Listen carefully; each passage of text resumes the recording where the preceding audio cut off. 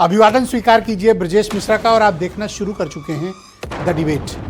बहनों भाइयों, खाद्य पदार्थों में मिलावट और पेय पदार्थों की मिलावट इस वक्त सिर्फ उत्तर प्रदेश ही नहीं पूरे देश भर के लिए बहुत बड़ा मुद्दा है। और ऐसा नहीं है कि सिर्फ आम आदमी इससे परेशान है, खास आदमी तक भी ये मिलावट पहुंच रही है। और ये मिलावट इतनी खतरनाक है कि ये आपको बीमार और बीमार कर रही है। इस पर रोक क्यों नहीं लग रही है? और मिलावटखोरी हमारे किचन से लेकर हमारे पीने के पानी से लेकर रेस्टोरेंट तक और खाने के हर सामान तक मौजूद है। क्या ये सही वक्त है कि अब हम इसके खिलाफ एक व्यापक और बड़ी मुहिम, एक बड़े आंदोलन की आवश्यकता है? कुछ सख्त कार्रवाई की ज़रूरत है ताकि इस तरह की मिलावटखोरी से जनता को निजात मिले। आज चर्चा इसी विषय की। बहनों भाइयों, ये बहुत ही गंभीर चिंता का विषय है। ये पब्लिक सेफ्टी का विषय है, ये जन स्वास्थ्य का विषय है। हम राजनीतिक बहसें रोज करते हैं कि इन्होंने ये कह दिया तो उन्होंने ये कह दिया, किसी ने अंडा खा लिया, किसी ने मछली खा ली। लेकिन जो सबसे बड़ा पब्लिक कंसर्न इस वक्त है, जिस पर हमारी मीडिया को भी, राजनीतिक दलों को भी, समाज को भी बहुत चिंतन करने की आवश्यकता है, इस पर खुले तौर पर बात करने की ज़रूरत है। मिलावटखोरी। क्या मिलावटखोरी है, आप अंदाज़ा नहीं लगा सकते। आम आदमी को तो पता ही नहीं कि गेम क्या है। मिलावटखोरी का उत्तर प्रदेश के भीतर संगठित गिरोह चल रहा है और ये गिरोह ठेले से लेकर आम रेस्टोरेंट से लेकर बड़े बड़े 5 सितारा होटलों तक चल रहा है। और ये सिंडिकेट इतना ताकतवर, मजबूत, इतना फैला हुआ है और इसका इतना बड़ा नेटवर्क है कि इसके खिलाफ कोई डिसाइसिव कार्रवाई करना, कोई निर्णायक कार्रवाई करना बर्रैया के छत्ते पे हाथ डालने जैसा है। सरकारें भी पीछे हटती हैं इन पर हाथ डालने से। ये इतनी ताकतवर लॉबी है। तो फिर ये मिलावटखोरी के सामान को खाने के लिए जनता क्यों बाध्य है? आप रोज ये खबरें देखते होंगे, खासतौर पर हम लोग तो प्रतिदिन ये चलाते हैं कि यहां मिलावट का ये सामान पकड़ा गया, यहां मिलावट में ये चीजें बिक रही हैं, यहां ये मिल रहा है। जितनी हम खबरें चलाते हैं उससे कई बहुत ज़्यादा बड़ी मात्रा में मिलावटखोरी चल रही है, जिन्हें कोई पकड़ नहीं पा रहा है। और पकड़े जाने के बाद भी इन पर कोई कार्रवाई नहीं। मैं 2-3 उदाहरणों के साथ आपको बात समक्ष ये जन स्वास्थ्य के इस बड़े विषय पर आपको अलर्ट करना चाहता हूं। आप दिल्ली और एनसीआर का जो उत्तर प्रदेश का इलाका है, बागपत से लेकर बुलंदशहर तक नकली दूध, नकली पनीर का ऐसा भयानक नेटवर्क है जो सिर्फ और सिर्फ केमिकल से तैयार किया जा रहा है। दिल्ली एनसीआर में इतनी बड़ी मात्रा में पनीर और दूध की खपत है, उसका फायदा ये सिंडिकेट उठाता है और ये जहर बांट रहा है। जिन रेस्टोरेंट में आप चाव से पनीर खाते हैं, आप पनीर नहीं खा रहे हैं, आप केमिकल खा रहे हैं और आप अपने अस्पताल जाने का इंतजाम कर रहे हैं। खुद भी जा रहे हैं, परिवार को भी पहुंचा रहे हैं। आप जिन डेयरी प्रोडक्ट्स को इस्तेमाल कर रहे हैं उसमें से 90% मिलावटखोरी से लिप्त हैं और यह केमिकल से बनाए गए हैं। और ऐसे ऐसे घातक केमिकल हैं जो कैंसर तक की बीमारी को उत्पन्न कर रहे हैं, आपके हार्ट को खराब कर रहे हैं, किडनी खराब हो रही है, आंतें सड़ रही हैं, आंखों की रोशनी जा रही है, लोग मर रहे हैं। अस्पताल भरे पड़े हैं फूड अडल्ट्रेशन के मामलों से।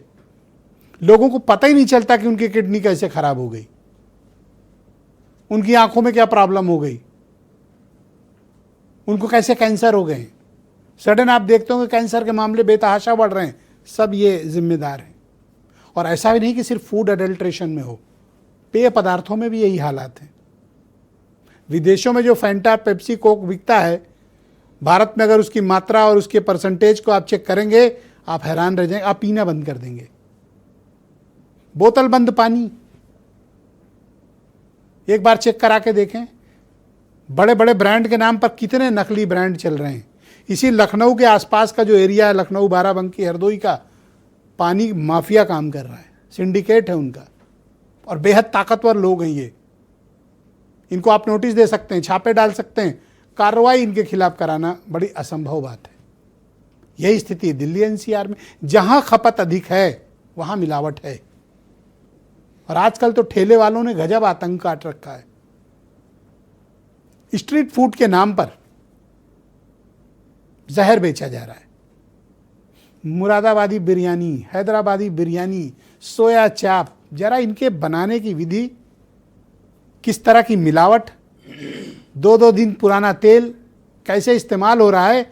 खाते वक्त तो आपको बहुत मजा आ रहा है, लेकिन वो आपके स्वास्थ्य और शरीर के लिए बहनों भाइयों घातक है।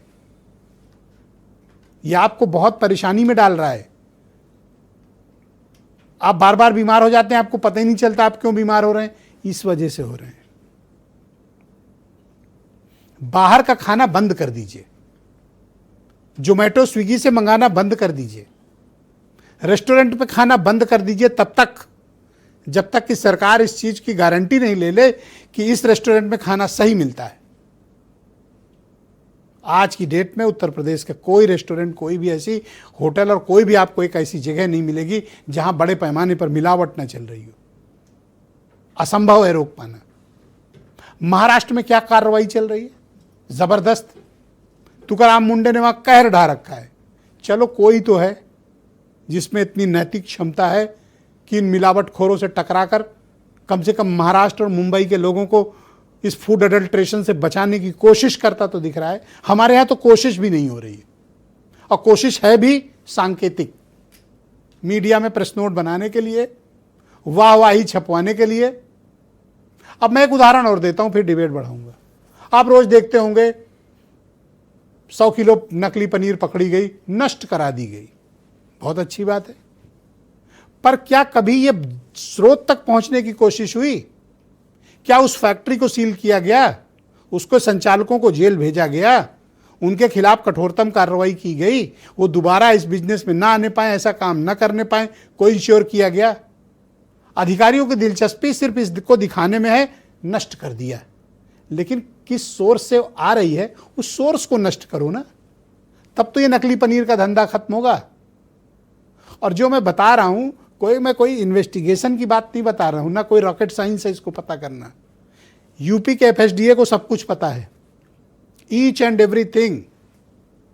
पानी माफिया कौन है, फूड माफिया कौन है, दूध माफिया कौन है, पनीर माफिया कौन है, सब्जियों में किस तरह से मिलावटें हो रही हैं, किस रेस्टोरेंट में क्या चल रहा है। यूपी का एफएसडीए को सब कुछ पता है, बड़े एम्पावर्ड लोग हैं वो, लेकिन उनके हाथ ना बंधे हुए हैं।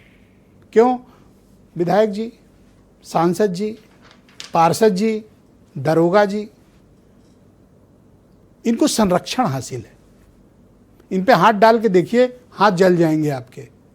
मैं तो चुनौती से ये बात कहता हूं। और यही कारण है कि हम आप सब हवा भी प्रदूषित झेलने को मजबूर हैं, पेय पदार्थ में भी मिलावट के लिए मजबूर हैं, और खाद्य पदार्थों का क्या हालत है आप जान ही रहे हैं। रक्षाबंधन का पर्व है, जन्माष्टमी है, गणेशोत्सव, और उसके बाद सबसे बड़ा पर्व दीपावली। सांकेतिक कार्रवाइयां आपको अखबारों में, चैनलों में दिखेगी, दूध पकड़ा, पनीर पकड़ा, ये पकड़ा, वो पकड़ा, पर सोर्स को ये लोग कभी नहीं पकड़ते। और यही कारण है कि मिलावट का माफिया उत्तर प्रदेश में बेहद ताकतवर बनकर उभरा है। कुछ बयान सुने, फिर ये आज की डिबेट आगे बढ़ाएंगे।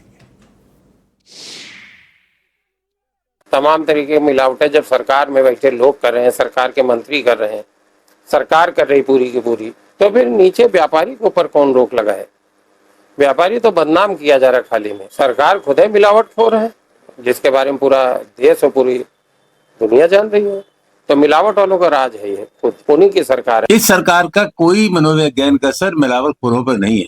असल सवाल यह है कि सरकार जानबूझ करके महज एक औपचारिकता पूरी कर रही है। त्योहार का वक्त है, ऐसे में धरपकड़ थोड़ी हो जाएगी, लेकिन कुल मिलाकर के स्थायी तौर से ये लोगों की जिंदगी के साथ जो खिलवाड़ कर रहे हैं उनके खिलाफ कोई कार्रवाई नहीं हो रही है, और सरकार का कोई मनोवैज्ञानिक प्रभाव इन मिलावटखोरों के खिलाफ नहीं हो रहा है। सरकारों में मिलावटखोरी चरम सीमा पर थी, लेकिन उसके खिलाफ कोई कार्रवाई नहीं थी। मैं ये नहीं कह रहा मिलावटखोरी समाप्त हो गई है, लेकिन मिलावटखोरी के खिलाफ सख्त कार्रवाई है।